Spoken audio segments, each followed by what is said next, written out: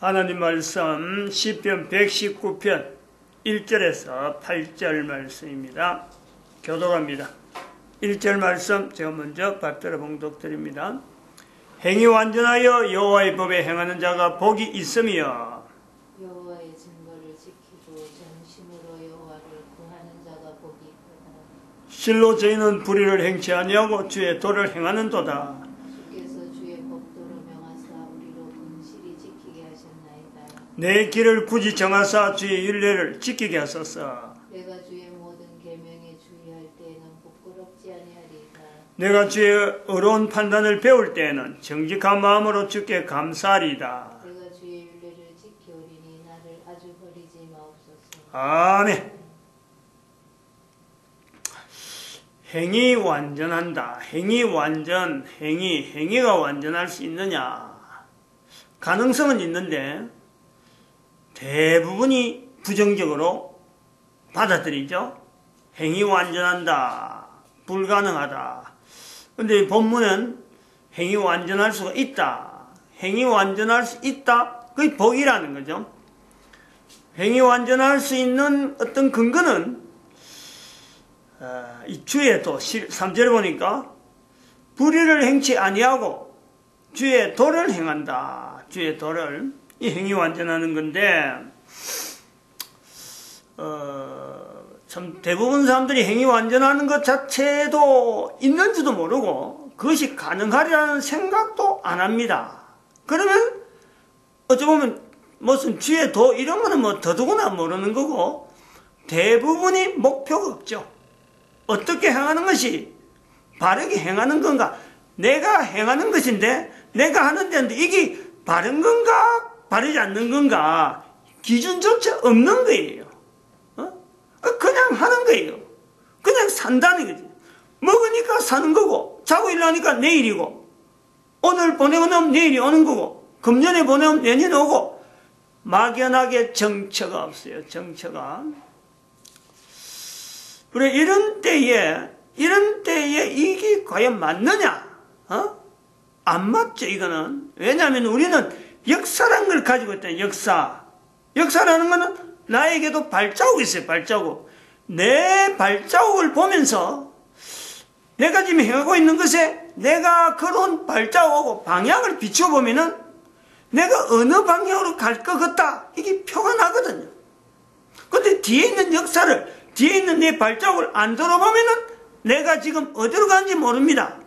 어디에 내가 어떤 방향이 어디일지 모른단 말이에요. 근데 내 뒤를 돌아서 내 발자국을 걸어온 걸 보면은 내가 배운 여러 가지 학식이라든지 안 그러면 내가 현재 관계되고 있는 사람이라든지 그런 사람들 대화를 나눴다든지 그리고 그런 사람 대화 나눈 중에서 내가 자꾸 내가 어떤 말을 많이 했느냐 그래가지고 그거하고 내 걸어온 걸 보면요 내가 말한 거 내가 같이 놀던 친구들 이런 또래에 따라서 내가요 방향이 정해지는 거예요. 그러면 그 방향이 맞다 안 맞다 내가 지금 현재 기준을 있으면 이 기준을 대고 이게 아닌데 하고 내가 방향을 틀 수 있는데 기준도 없지. 뒤도 안 돌아보지. 뒤에를 거쳐서 내 앞에 방향을 살피지도 않지. 이러니 지금 있는 사람들 누구든지 어쩌보면 행위 완전할 수 있는데 행위 완전한 자체를 아예 적용을 안 하고 내하고는 관계없다. 이렇게 보고 있어요. 그러면서 한편으로는 여러 사람한테 드러난 사람들, 매스컴에 드러난 얼굴들, 뉴스나 이런 데서 나오든지 안 그러면 음악 콘서트 한다든지 이러면 가수들, 여러 사람들이 대중들이 집중하는 그 집중한 사람을 따라서 저 사람 따라서 나도 그래야 되는가? 저 사람 따라서 나를 그래야 되는가? 그래서 쏠리는 거예요. 자기가 없으니까. 그런데 막 대중이라 하는 이름 앞에서 막 그냥 자기가 묻혀버려. 근데 개인이 있으면은 늘 좀 혼돈한 자기 자신 앞에 내일에 대해서 자신감 없이 오늘 하루를 시간을 보내는 그게 왜냐? 역사시래. 역사. 시간이라는 것 자체가 있어졌기 때문에 달력이 있어졌기 때문에 내가 안 넘기도 달력은 넘어가고 내가 전혀 모른 채도 세월은 지났다. 한 해가 먹었다. 이게 바로 역사라는 거예요. 역사. 역사 시대는, 요 역사 시대하고 행위완전이라는 건 이 떨어질 수 없는 얘기예요. 지금 현재 우리 이제 본문의 내용을 의존해서 우리가 역사에 대한 이야기를 하면은 그런 거예요. 행한다라는 것에는 언제든지 행하는 것에는 그림자가 있고, 행하는 것은 그림자가 있고, 또 그림자 말고 그런 발자국에서 뒤에 남겨진 발자국이 있다. 이것이 역사 시대라 하는 것에 우리가 대변적으로 이야기할 수 있다. 지난 시간에 그 한국에 있는 역사, 한국의 역사와 인류 역사의 역사는 어떤 관계가 있느냐, 그 내용을 하면서 오늘 한 시간 더 해야 될 내용을 필요로 느낀 건 뭐냐면, 지난 시간에는 한국의 지난 역사, 또 세계의 지난 역사입니다. 지나간 세계 역사 속에서 대한민국의 역사가 어떤 역사에 관계가 있느냐, 이제 그리고 오늘 지금 우리가 있단 말이에요. 그러면 이 대한민국 역사는, 앞으로 있을 대한민국 역사는 그런 발자국이 있기 때문에 분명히 방향이 있을 건데, 우리가 뒤를 안 돌아봤으면 방향이 없는데, 뒤를 돌아봤다, 과거의 역사를 본적, 그럼 방향이 보인단 말이에요. 방향이. 그럼 이런 방향이 있는데, 한국의 역사는 그러면 앞으로 어떤 인류사에 영향을 미칠 건가? 이제 이거는 미래형이죠. 지난 시간이 과거라면은 미래형이다. 그런데 거기에서 범위가 너무 넓으니까 아버지란 이름과 관계되어진, 아버지란 호칭하고 관계되어진 연관성 있는 내용에만 몇 가지 추려서 한번 보겠다 이거죠. 한 세 가지로 이야기를 하려고 그래요. 대한민국의 역사를 이야기할 때, 미래를 이야기할 때, 과거를 이야기할 때도 흔적이 없는 역사의 다른 역사는 다들 보면 연구한 사람이 있어갖고 나는 이렇다 나는 이렇다 이야기를 하지만은, 한국의 과거 역사를 이야기할 때 우리는 분명히 나름대로 역사 시대도 불구하고 역사 시대에 필요한 문자를 남기지 않은 이 가야 문화에 대한 내용을 반드시 언급을 했단 말이에요. 그것에서 우리가 출발한 거예요. 이유가 있다는 거지.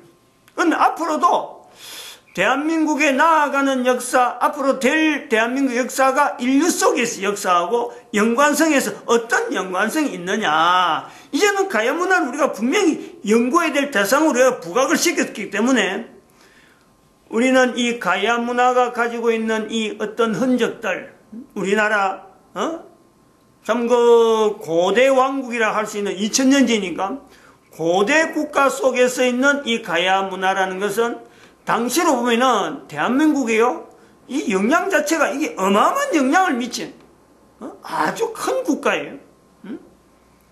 그런데 이런 큰 국가가 대한민국이 형성되었다라는 것은 대한민국의 자발적인, 자생적인 어떤 내용이 아니기 때문에, 그럼 이것을 가지고 앞으로 우리가 대한민국에 대해서 이 가야 문화에 대해서 이렇게 찾아 나올 때 반드시 거기에는요, 이동 경로를 생각하지 않을 수가 없는 거예요. 어디에서부터 출발돼서 우리나라 왔을까 하는 그걸 반드시 연관시켰는데, 그렇게 되면은 우리는 중국의 역사에 대한, 중국에서 이 영향이 어떻게 갔느냐, 대한민국까지 오기 전에 바로 인접이 중국인데 거기서 배 타고 왔을 건데 중국에 어떤 흔적을 남겼을까, 이것을 찾아갈 수밖에 없어요. 그게 영향을 미친다니, 인류사에.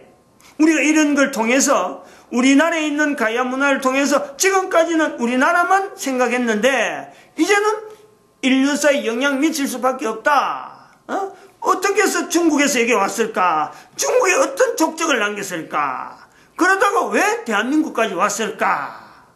중국에 있는 기간이 있었을 텐데 여기 넘어온 이 발자국들은 도대체 어떤 연유로 해서 우리나라에 왔을까? 반드시 거기에는 들어갈 수밖에 없어요. 그럼 그렇다면은 우리가 생각해 볼 때 영향을 미치는 내용이 중국과 세계사에 하나의 영향이 되어지고 어떤 끈이라 하는 건요, 실크로드가 있어요. 실크로드. 실크로드를 이야기할 때는 반드시 중국에서부터 저 로마 제국까지, 로마의 저 로마까지를 이야기하는, 주로 로마까지를, 이태리의 로마, 안 그러면 저 네덜란드의 상인들 많이, 도자기 상인들이 많이 도자기하는, 그게 끝이에요, 끝. 실크로드의 끝이 어디까지냐? 중국에서 출발했는데 어떻게 해서 중국도 뭐 지금 예를 들어서 뭐 말하자면 북경 정도에서 이 우리나라 만주 땅 위에라, 우리나라 북쪽 위에 압록강 위쪽 굉장히 우리하고 가까워요. 그것부터 시작해서 몽골을 지나서 남아있던 실크로드는 중국의 북로다, 북로. 실크로드의 북로, 북쪽에 있는 실크로드라 이라는 거예요. 그러면 이제 남쪽에도 있다는 거지. 북로가 있으면 남쪽에 있었다는 거지. 그것은 실크로드라 하지 아니하고 일단 그거는 동서남로라 이래 부르는 거예요. 실크로드 있기 전부터 동서간에 이런 길이 있었다. 그 북로라는 것이 실크로드 때문에 사실은 이제 그거는 그 일종의 그 경제 교류로 인해서 중국에 있는 문물이 저 서양에 이태리까지 넘어간다. 로마 제국에서는 이태리까지 넘어간다. 안 그러면 저 헤이그까지 넘어간다 할 때는 그거는 도자기라든지 여러 가지 향로라는 관계된 문물이 막 발달할 때 다시 말하면 1096년 이후에 발달되었다 볼 수 있는 거예요. 근데 여기는 남로는 그것보다 훨씬 이전이죠. 그리고 남로는 북로보다 더 험악한, 그리고 중국만 있는 게 아니고 중간에 수많은 자그마한 장애물들이 있는 그런 나라가 있고 결국 인도까지 페르시아까지 넘어갈 수도 있어요. 페르시아의 남쪽으로 시작해서 인도 북쪽으로 해가지고 그리고 지금 버마로 거쳐서 넘어오는 중국의 그 넘어오는 경로가 거의 남로라. 그럼 이 남로 경로를 우리는 반드시 따라가 봐야 돼요. 그래서 지금은 뭐 탈북자들이 많이 쓰고 있다 가는 버마 쪽이나 지금 라오스 쪽에 있는 그 산악이 험악한 그 지형이 결국에는 그 지형은 오래 전부터 있었던 그 길은 중국의 남로로서 가야 문화의 어떻게 보면 길이 연결될 수 있는 요소가 있다 이래 보는 거죠. 그리고 우리는 인도 문화를 또 만나게 될 수밖에 없고 그 중국, 인도 그리고 바벨론까지 안 가면 페르시아까지 지금의 이슬람 문화까지요. 우리 문화가 이게 연결되어 있는 거죠. 그 속에는 중동 문화가 고대의 중동 문화를 할 수 있는 즉 포로시대로 어떤 유대인들의 페르시아까지 왔기 때문에 그 문화가 장악되니까 결국 지도를 보면은 지중해를 잘라가지고 지중해에 있는 이스라엘에서 잘라가서 대한민국의 이 항해까지 이게 딱 길이 전체로 연결될 수 있는 이런 길로 만들어질 수 있고 이것이 또한 우리가 앞으로 추적해봐야 될 내용이기 때문에 이걸 찾아가다 보면요 인류사에 어마어마한 변화가 생겨나는 요소가 있다 이래 보는 거죠. 여기까지는 뭐 1번으로 첫 번째 우리가 인류사에 영향을 끼칠 수 있는 요 내용의 한번 한국사를 우리가 보는 거고, 두 번째 우리가 또 볼 수 있는 것은 전에 말씀드렸지만은 아버지란 이름에서 제일 우리가 거부해야 될 내용이 아버지라는 이름을 가져서 안 되는 현재에 존재하고 있는 전 세계 단일 통치 국가, 전 세계에 영향을 미치고 있는데 땅은 자그마한데 아버지라는 이름을 가지고 전 세계에 영향을 미치고 있는 교황이 있잖아요. 교황. 이 교황 제도에 한국 역사는 반드시 교황 제도에 영향을 미칠 수밖에 없어요. 교황에 대해 바라보는 시각이 우리가 달라져야 되는 거예요. 교황 제도는 이게 정치적인 집단이고, 그리고 교황 제도를 가지고 대한민국에 지금 하나의 이게 뭐 지국도 아니고 나라의 어떤 대사건이 있어갖고 이 어떤 국가하고 소위 말하면 그 바티칸 공화국하고 뭐 저 대한민국에 무슨 어떤 결속이 돼가지고 존재하는 것도 아닌 천주교, 한국 천주교라고 하는 이 세력을 당연히 우리는 한국 민족 안에 포함을 시켜야 돼. 한민족 안에 이어야 돼. 한민족 안에 엮고 교황하고 관계를 분명히 고리를 끊도록, 그래야 이게 국가 다니면서 국가인체하고 있는 이 교황청의 이 세력 자체를, 교황 자체를 분명히 국가를 인정을 하면서 교황하고 관계되어지는 한국에 있는 국적을 한국으로 두고 있다면은, 그들은 한국에 있으면서 정당하게 정체성을, 한국 국민으로서 정체성을 나타내야 되지, 이것도 아니고 저것도 아닌 이중국적도 아니면서 이중국적 행동을 하고 있는 이런 조직은 우리는 분명히 이제는 한국 역사를 통해서 어떤 결정을 해야 되고 더 이상 이러면 안 된다. 요걸 해야 되고 뭔가 제도를 만들어서 제도 속에 한국 법률의 제도 속에 지금 현재 구분되어지는 요소를 해야 된다. 그 영향이 갈 수밖에 없죠. 당연히 또 그렇게 해라고 대한민국에서 그렇게 해라고 천주교와 개신교와 불교라 하는 어떤 종교란 이름을 구분되어질 때에 이 평화스러운 안정이 지금 현재 주어져 있는 거죠. 이게 만약에 기울기만 하면은 천주교가 힘이 세지기만 하면요 이렇게 할 수가 없어요. 어떤 공권력을 통해서 나라를 집어삼키려고 하는 이런 요소가 분명히 오는 거예요. 칼을 안 들었지만은 이건 정치 집단이라는 분명히 때문에 항상 거기에는 침략적인 요소가 있다. 침략을 안 당하려면은 미리 이 부분에 손을 써야 된다. 그래서 이런 것이 과연 그런가 안 그런가 할 때 볼 때는요 2018년 현재에 대한민국에 어마어마한 국가적인 사태가 나면은 그 사태를 천주교와의 관계에서 2018년 2월 1일 날 국가적인 행사에다가 국가 공공건물에 자기들이 해야 될 행사, 자기들 내부의 건물에 해야 될 행사, 그것에 해야 될 거를 국가의 공공건물 안에 버젓이 시위한 그것 때문에 대한민국에 어마어마한 큰 사건이 나타난다. 요거하고 연결해서 천주교의 앞으로 방향을 우리가 이거는 국가 제도 안에다가 집어넣을 수 있는 그런 조직으로 종용해야 되고 그 속해 있는 한국에 있는 천주교 어떤 여러 가지 조직들은 천주교라는 이름을 가지더라도 얼마든지 교황청을 끊고 할 수 있는 요소가 있다. 마치 영국의 성공회가 교황하고 관계를 끊어서 성공이라 하는 걸 갖고 독자적으로 운영하듯이 여기도 한국도 그런 조직을요 분명히 요구해서 한국 국민의 어떤 그 제한된 내용을 가지고 바티칸 공화국하고 접촉을 하든지 그런 것이 해야라 하고 요구를 해서 선례가 다 그런 선례들이 다 남겨 있으니까 우리 대한민국도 그런 걸 받아들이면 될 거다. 그러면 세계사에 분명히 영향을 갈 수 있는 요소가 있다. 이래 보는 거죠. 세 번째는 지금 이제 현재적인 문제와 관계돼요. 1950년 6월 25일부터 이제 소위 이른바, 안 그러면 조금 일찍 가면은 1945년 해방되는 것부터 시작해서 이 남북의 분단이 있었는데, 지금 현재 평창 올림픽이 지금 열리고 있는 지금 시점에 평창 올림픽보다도 대한민국의 통일 자체가 지금 당장엔 다가온 것처럼 돼 있는데 대한민국의 통일은 도대체 언제 되어질 건가? 그 시점이에요.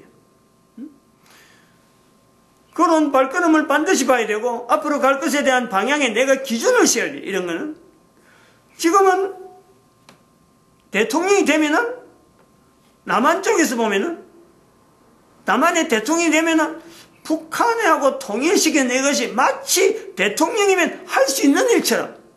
그러니까 지금 재임기간에 문재인 대통령이 자기 재임기간에 막 그 통일이 될 수 있는 뭐 어쩌되었고 내 이름으로 통일시켰다 하는 그 이름 남기려고 그러는지 얼마나 바쁘게 움직이는지 몰라요.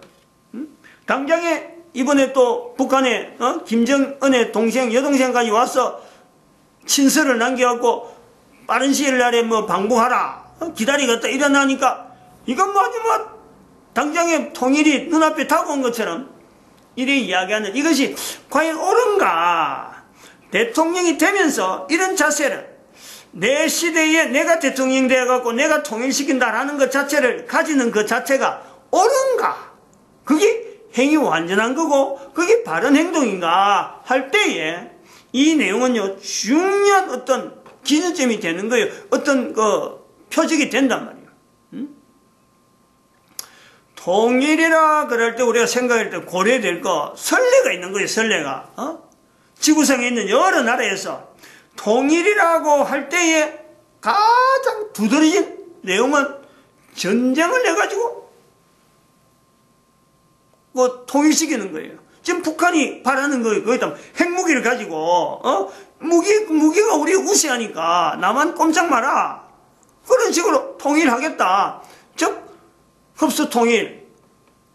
대한민국은 경제로 가지고 흡수통일, 북한은 무기로 가지고 흡수통일, 이렇게 벼르고 있는 거예요. 그럼 무기로 가지고 하는 거는요, 그건 어찌 보면 지금 시대는 안 맞아요. 과거에는 그래왔죠. 과거에는. 적어도 2012년을 우리가 기점할 때 2012년까지는 그래 올 수가 있어요. 근데 앞으로는 무기로 갖고는요, 어느 나라든지 통일이 안 됩니다. 되는 것 해도. 봐봐요. 러시아가 어떻게 해서 러시아. 무기로 통일한 거 다 떼줬어. 다 떼줬어. 뭐 우크라이나라든지 뭐 저쪽에 카자흐스탄이라든지 우즈베키스탄이라든지 이게 다 소련 영토인데 관리가 안 된단 말이에요. 관리하는 경비 이거만 차라리 자립시키는 것이, 띄주는 것이 러시아에게 유리하겠다. 그래서 옛날에 소련으로 가지고 있던 것이 그때는 전부 다 창칼로 다 포탄으로 다 흡수했는데 도무지 안 되니까 다 띄주는 거예요. 마찬가지. 지금도 마찬가지죠. 무력으로 하면요, 통일이 안 돼요. 그건 뭐 진정한 통일이라 볼 수 없는 거예요. 항상 그거는 폭탄이 잠재돼서 언젠가 터져도 터지는 거예요. 그러면 안 되면요, 우리가 또 다른 어떤 걸 봐야 되느냐. 가까운 선례로는 독일처럼 나타날 수 있는 흡수통일이에요. 흡수통일. 경제, 마치 우리하고 남한에서 생각하는 것처럼 남한의 경제가 북한보다 훨씬 월등하니까 독일에서 서독에 동독이 갈라졌을 때 서독의 경제력이 훨씬 우세하니까 서독에서 흡수하면은 동독에 넘어올 거다. 그렇게 해서 통일한 사례. 그래, 그거를 대한민국이 적용시키려고 하는 이런 개념이 현재 대한민국의 대통령 되면은, 전부 다 그게 가능한 줄 알고 달라들어요. 그런데 흡수통일 해버리면은, 흡수통일이라는 것은 역량이죠, 역량. 흡수할 만한, 대한민국이 북쪽을 흡수할 만한 역량이 되느냐. 대한민국 국민치고, 뭐, 초등학교 정도 되면 모르지만은, 무조건 말만 갖고 흡수통일, 흡수하면 그런 말만 하면, 될 것 같다 하지만, 조금만 사회적으로, 예를 들어서 내가 청소년이 됐다. 뭐 좀 국가에 뭐 직장을 구해야 된다. 만약에 경제생활을 해야 된다. 라는 생각을 하게 되면요. 대한민국의 흡수통일, 그야말로 난민촌으로 바로 탈바꿈 되는 거예요. 남쪽에도 어느 누구든지 그걸 바라지 않아요. 대통령만 되면은 된다 생각하지만은, 그게 흡수통일 했다가는 남북이 다 같이 주저앉아가지고 어쩔 줄 모르는 거예요. 안 됩니다, 그거는.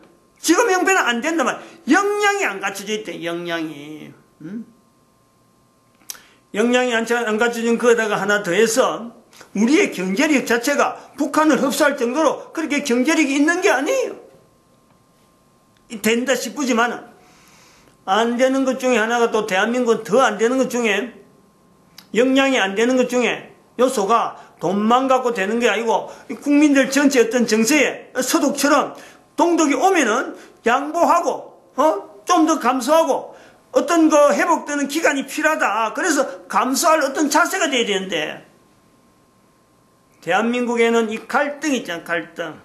아까 말했지만 첫 번째는 천주교 자체가 국가도 아닌 국가 자체가 이 천주교 조직이 아주 탄탄해요. 이거면 남쪽에 흡수돼도 북쪽으로 흡수돼도 천주교는 변하지 않고 그 자리를 꽉 지키고 있으면서 바티칸하고의 그 고리를 그것 자체를 가지고 있기 때문에 국내 상황이 관계없어요. 요지부동이라는 국민적인 단합이 없다는 거예요. 안 되는 거예요.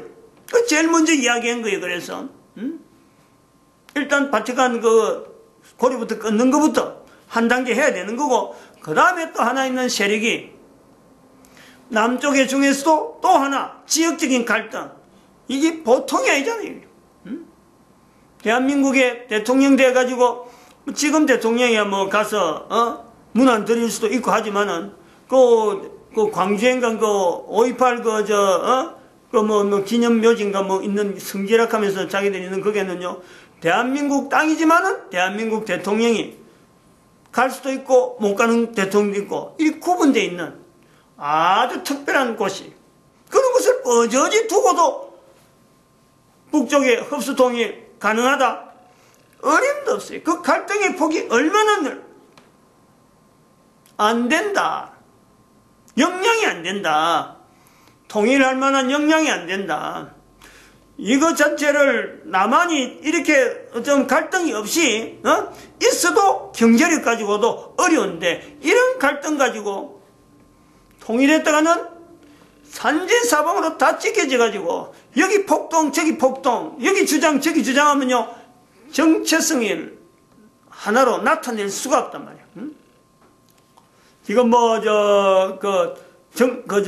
헌법도 이런 걸 염해서 분권형 헌법 지금 하겠다 하지만요 헌법 개정하겠다 하지만은 대한민국 같이 좁은 나라에서 헌법 개정해갖고 분권형 하면은 그것 자체는 즉 아까 말한 이런 서로 골이 깊은 이 내용을 서로 정폭하는 것밖에 안 돼요. 그 역량이 안 됐단 말이에요. 안 되면서 이런 주장만 난무하는 통일된 주장만 서로 간에 잡다하게 하고 사례, 전례, 독일형만 자꾸 생각하는데 안 되는 거예요. 자, 그러면은 총칼로도 안 된다. 그 다음에 또 흡수도 안 된다. 그 다음에 뭐가 있느냐.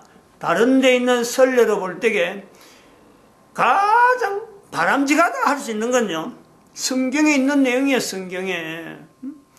이스라엘의 남북이 통일되는 것. 이걸 보는 거예요. 가장 무난하고 갈등 자체가 없어지는. 분명히 통일은 통일인데 갈등이 없어지면서 국가가 튼튼해지는. 지금 이스라엘을 보는 거예요. 즉 이거는 중간에 남과 북 자체가요 완전히 공중분해가 돼야 돼요. 공중분해. 요 요소가 있단 말이에요. 그럼 이제 선택을 해야 돼요. 셋 중에 하나를 선택해야 돼요. 어느 형을 할 거냐? 어느 형으로 가는 게 가장 바람직하냐 이거죠. 어느 형으로 가면 가장 국민들이 안정적이냐? 국가가 안정적이냐? 또 다른 말로 하면은 대한민국 역사가 하나님께서 이 조그만 땅덩어리 지구를 만들면서 이 땅을 이렇게 만들고 우리를 대한민국 민족들을 이렇게 만들어 놨는데 이 민족이 가지고 있는 특성 자체, 이 고유한 특성을 그대로 유지시키면서 나타낼 수 있는 통일은 어떤 통일이냐? 요걸 챙겨야 돼요. 남북이 통일한다, 총칼로 통일한다, 하나님의 뜻을 나타낼 수 있는 어떤 이 민족의 어떤 특성이 살아날까? 흡수 통일한다, 또 역시 그 특성이 살아날까? 두 가지는 살아나지 않을 것 같아요. 제가 볼 때는 그래요. 이 특성이 살아나려면 공중분해형이 낫다. 저는 그래 봅니다. 간간히 제가 그걸 이야기를 해놨어요. 공중분해형이 하려면은 어떤 일이 있을까? 정치하는 사람은 사라지는 거예요. 공중분해라는 건 정권 자체가 북쪽에도 정권이 없고 남쪽에도 정권이 없어요. 다른 정권이 와서 통치하는 거예요. 그것은 이제 공중분해라는 거죠. 사람들은 변함이 없어요. 살아가는 거는 그렇게 별반 차이가 없어요. 조금 지금보다 어렵겠지. 근데 문제는 뭐냐니까 이 공중분해된 시간 자체를 지나고 나서 다시 대한민국이라는 이것 자체, 다시 말하면 하나님께서 대한민국을 이런 땅을 두고 있을 적에 역사의 과거에 지금까지 대한민국은요 외세가 없었단 말이에요. 중국도 있어도 중국도 통치 못했어요. 그 단일민족으로 넘어왔다가 이 자부심이 있는 이유가 그거 있는데 이제는 공중분해 되면 그것 자체를 장담 못해요. 어느 나라가 와서 통치할지는 아무도 모릅니다. 그런데 분명한 것은 통일은 분명히 통일된다. 가까운 예로 일본이 올 리는 없겠지만은 일본이 옛날에 우리가 그 1945년 이전에 한 35년 6년 이야기하는 그 기간 그것이 바로 통일 형태가 되는 거예요. 그 통일만 보면은 그런 형태도 있다는 거예요. 그게 공중분해예요. 근데 다시 대한민국을 하여금 이 나라 민족을 하여금 다시 모여서 야 우리가 이대로 갈 것이 아니라 하나님께서 대한민국 국민에게 주신 이 분명한 어떤 독특한 일이 있는데 그 일을 하기 위해서 나라를 세우자 할 때에 이 집중성, 모든 사람이 좋다. 그동안에 우리가 요 돼서 연말해갖고 이런 준비를 해왔으니까 이제는 때가 돼서 국가 형태로 이제는 세우자 라고 할 수 있는, 그것만 하면은요, 그것만 준비되면 지금부터라도 정치하는 사람이 아무리 바뀌더라도, 우리의 정권이 어떻게 바뀌더라도, 즉 공중변형이 나든지 아주 뿔뿔이 흩어지는 베트남식의 어떤 통일이 되든지 간에 언젠가 시간이 지나면은 대한민국은 인류 전체를 위해서 쓰임받는 민족 단위 형태가 나올 것이다 라는 거예요. 그때가 언젠지는 모르는 거예요. 그게 이스라엘형이라. 이스라엘은 그것 때문에 2500년을 보냈는데 우리는 2500년까지는 안 보낼 것이다. 저는 그래 봅니다. 왜냐하면 사전에 하나님께서 한반도에 주시는 이런 여러 가지 사명들을 이미 자료에 다 남겨놨기 때문에 이 제가 남긴 자료를 천천히 보면은 어떤 내용을 가지고 있으면은 우리나라가 아무리 흩어지더라도 다시 모을 수가 있다. 이미 오래전에 이스라엘을 모델로 해서 우리 대한민국을 쓰시는 하나님의 섭리, 우리 대한민국의 역사, 요 역사를 가지고 반드시 해야 될 일이 있으니까 요것만 가지고 온 한반도 여기에 거주하는 남북으로 다 통일돼 가지고 전체 국민들이 이걸 가지고 하나로 되어지는, 그래서 우리 민족이 하나님으로부터 나타내고자 하는 그 내용을 개인이 다 고백할 수만 있으면은 그 시간 자체가 줄어들죠. 이스라엘이 2500년 됐다 가면 2000년으로 줄어들 수 있고 1000년으로 줄어들 수 있고 500년 줄어들 수 있고 100년 정도로 줄어들 수 있고, 안 그러면 한 10년 정도만 줄어들면 얼마나 좋겠어요. 통일이 되는데, 그럼 앞으로 10년 후에 통일됐다 이래 되는 거예요.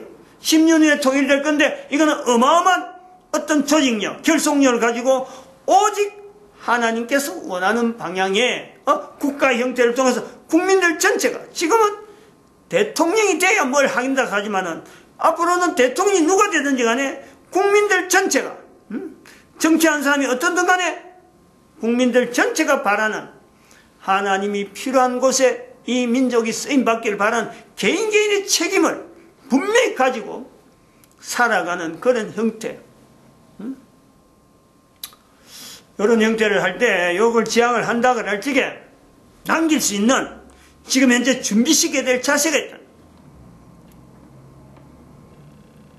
대한민국 가지고 있는 이 한글, 이 한글을 통해서 전 세계 모든 사람들이 하나의 입으로, 모든 사람이 한글이 쓰고 있는 언어를 가지고 하나님이라는 언어를 통일시키는 거예요. 모두 그걸 국민들이 다 가슴에 품는단 말이에요. 대한민국이 쓰고 있는 한글, 이걸 가지고 전 세계 사람들이 한글을 쓸 수 있는 요 일에 우리 대한민국이 정치력이 없는 곳에 어떤 곳에 가더라도 모든 사람들이 입으로 하나님이라는 이 이름을 가지고 예수 그리스도 앞에 무릎 꿇게 만드는 그 일에 대한민국이 각 곳에 흩어지기를 스스로 하는 거예요. 스스로 흩어져 가는 거예요. 곳곳에. 오직 하나밖에 없어요. 대한민국에서는 한글로 가지고 내 한 사람이 감으로 인해서 그곳에서 내 주변에 있는 모든 사람들이 예수님 앞에 무릎을 꿇고 그 입으로 지금까지 다른 나라 말로 여러 말로 쓰고 있는 걸 하나로 통일로 하나님, 그 교황이 그 대한민국의 공동성서 번역에 하느니로 한 거, 그것도 안 된다는 거지. 오직 하나님. 그래서 그걸 하나님으로 통일시키는, 하나님이냐 그 괜히 그렇게 그가 왈왈 갖고 없고 하나로 통일시키는 하나님. 그것을 가슴에 품고요, 어느 곳에 간다든지 자손을 낳고 그래 가면요, 대한민국의 이 통일은 아주 순식간에 그리고 가장 적합하고 선하고 좋은 방법으로 통일이 되는 건요, 이거는 분명히 다가옵니다. 그 하나가 그렇고 또 다른 하나 행동을 해야 돼. 그러면 그렇게 하는 거는 내 개인이 가슴에 품는 거 아니야. 그래, 내가 어디 가더라도 하나님, 내 주변에 있는 사람들 하나님에서 예수 그리스도 이름 앞에 다 무릎 꿇게 만들어서 입으로, 다른 말은 하는 거 좋은데 오직 하나, 하나님은 통일시키자. 어려운 것도 아니잖아요. 그 뜻을 이야기해도 막 하나만 딱 이야기하고 거기다 님자 붙이는 거지. 님자 붙이는 거 대단히 중요해요. 그 다음에 두 번째는 뭐냐 하니까, 지금 현재부터 시작해서 훈련을 해. 다른 사람이 보이면서 또 내가 그 일을 통해서 내가 참 쓰임 받는다라는 거 표시로, 먹지 않으면 안 되는 인간의 입이 있잖아요. 인간들이 모든 사람이 다 먹어야 사는데, 먹을 때 먹을 것이 주어진 것에 대해서 첫 번째 통로, 여기까지 먹을 것이 내 앞에까지 왔으면서 수많은 사람들이 내 입에 들어가는 것에도 불구하고 수많은 사람들이 봉사를 했기 때문에 내가 먹게 되잖아요. 그러면 먹는 데 관계됐던 수많은 손길에 대해서 내가 입으로 축복해야 돼. 그 사람들 앞에 입으로 소리를 내었어. 두 번째, 인간들은 수고했지만은 근본적인 그 모든 재료는요, 하나님으로부터 온 거예요. 하나님. 거기서 분명히 하나님에 대한 감사를 표시를 해야 돼. 온 것에 대해서 그 수고한 사람들의 축복하고, 그 다음에는 주신 하나님에게 감사하는 거예요. 먹을 때마다 입으로. 그러면은 이 입으로 먹을 때마다 감사하면서 축복하면서 하는 이 내용이 다른 사람에게 보여진다는 거예요. 그러면 어떤 때는 내 혼자만 있는데 또 옆에서 하고 있다. 그러면 서로 동지의식이 되는 거예요. 그 사람들이 바로 한국민이 되는 거예요. 이런 사람들이 한 사람 한 사람 많아지는 것을 자기 주변에 확인하면서 다르게 뭐 복잡하게 뭐 종교가 어떠니, 니 뭐 성경에 뭘 믿니, 어떻게 이런 내용을 이야기할 것이 아니라 대한민국에 간 이 국가를 다시 한번 하나님께서 인도하고 2000년 전, 4000년 전 역사 속에서 하나님 역사가 있기 때문에 이 역사가 분명히 지금 내 시대에서 나타나야 되기 때문에 누구든지 이것을 사명을 가지고 직장 문제가 어떤 문제를 했든지 간에 자기가 하고 있는 일이 어떤 내용이든 간에 대한민국 국가를 다시 세워야 되겠다. 바른 국가를 세워야 되겠다. 여기 이제 행위 완전하여 하는 거예요. 이런 자세를 갖고 나갈 때에 행위 완전하여 여호와의 법에 행하는 자가 복이 있으며 복받지 못할 한국 사람이 없는 거예요. 사는 모습이 어떻게 하든지 그 사람이요 복이 있다 소리를 듣도록 되어 있단 말이에요.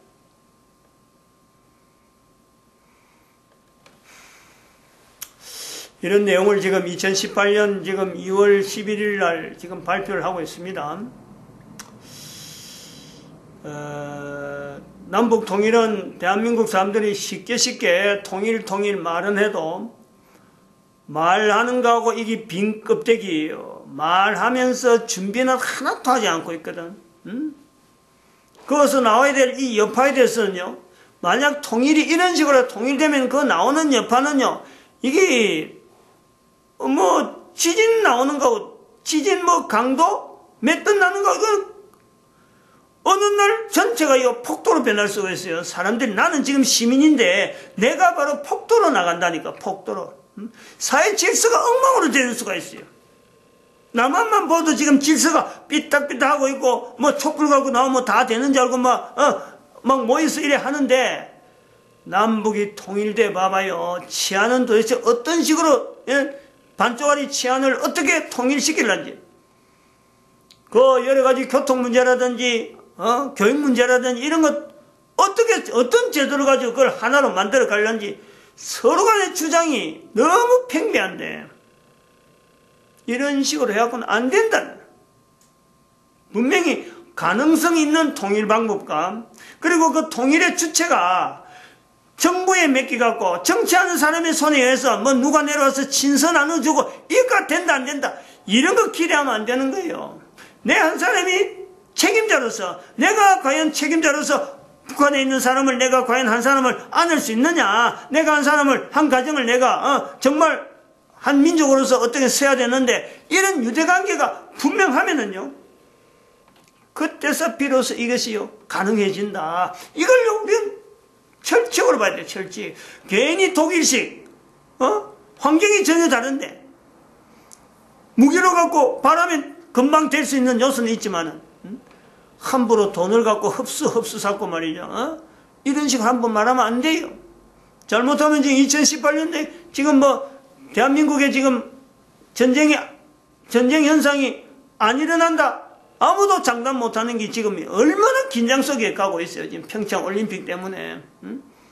평창 동계올림픽이 그냥 조용히 갈 수 있는 올림픽이 돼야 되는데, 지금 문재인 대통령이 괜히 자기 이름 내가지고 지금 남북 통일시켰는데, 물꼬를 해갖고 자기 실적 내려고 하다 보니까 일이 지금 말이야, 더 긴장이야, 더 긴장. 불집 수신한 거 똑같아요, 지금. 어떻게 수습하려는지 모르겠어요. 어떤 식으로 불똥이 튈지 모른단 말이에요. 그러니까 함부로 우리가 통일 이야기를 하면 안 돼. 개인이 통일 이야기 하려면 통일이라는 분명한 보관을 가지고 이야기를 하되 2000년 역사 가운데 대한민국 역사, 4000년 역사 가운데 대한민국 역사를 분명히 언급하면서 대한민국의 통일을 이야기를 할 수 있어야 되겠다. 여기 이제 아버지라고 하는 단어가 하나님 아버지, 오직 우리 하나님, 우리 아버지, 하늘에 계신 우리 아버지, 모든 인류에게 사실은 아버지라는 이름을 그걸 나타내는데, 내가 먼저 먹는 음식을 통해서 누구든지 먹으니까 먹는 음식을 통해서 아버지니까 나에게 음식이 공급되어지는 하나님에 대한 인격적인 호칭을 아버지라 부를 수 있는, 누구든지 부를 수 있는 내가 먼저 불러보고, 그래 다른 사람들도 불러봐라. 하나님을 아버지라 부르지 못할 사람은 아무도 없어요. 그 언어에 하나님이라는 것은 참 예수 그리스도를 통해서 주라 하는 데서 하나의 하나님하고 부르지만, 그 개인적으로 공식적으로 부를 때는 하나님하고 무릎 꿇고 하는데, 개인적으로는 아버지, 그래 개인적으로 내가 부를 때 하나님을 아버지라 부를 수 있는 그 용어에 이 아버지라는 언어를 가지고 지금 현재 한 3가지 정도의 우리 한국사가 전 세계 인류사에 영향을 미칠 수 있다. 그럼 이제 이 남북 통일 이야기를 정리를 해야 되는데, 남북 통일을 이렇게 우리 민족이 해야 된다라고 할 때는 어떤 구조에 우리가 이 세계 질서가, 세계의 어떤 역사가, 어떤 형태의 이 구조가 형성되어지면 좋겠느냐. 범위. 그래서 그것은 지금 한반도가 분명히 하나의 중심에 어떤 축은 있지만은 일본도 집어넣어라. 일본을 멀리하는 건 아니다. 이미 이거는 공중분해 되기 때문에 이제 국가 개념 자체를 우리가 일단 뛰어넘어야 되는 거예요. 그래서 공중분해 되는 거예요. 일본을 지금처럼 경계하지 말고, 그 다음에 만주 땅 경계하지 말고, 몽고 경계하지 말고, 이거 전체를 몽고에서부터 일본까지 이 자체를 하나의 벨트로 삼아서 여기에 거주하는 사람들 전체를 우리가 대상으로 해서 한반도라. 한반도의 범위가 커지는 거예요. 백두산이 꼭지점이 아니고, 백두산을 어떻게 보면 중심으로 해가지고 밑으로는 한반도, 그 다음에는 저기 일본, 위로는 만주, 몽고까지 이렇게 볼 수 있는 그런 어떤 한반도의 개념을 다시 정립하면서 전 세계에 영향을 줄 수 있는 한국사에 바로 지금부터 나로부터 이것은 실행이 되어지면서 남북 통일을 바라야 된다, 이렇게 보고 있습니다.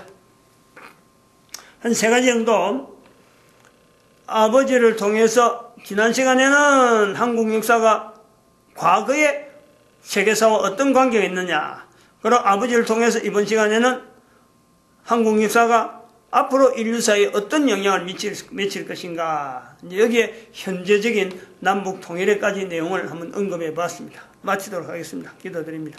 할렐루야. 함께 하시죠.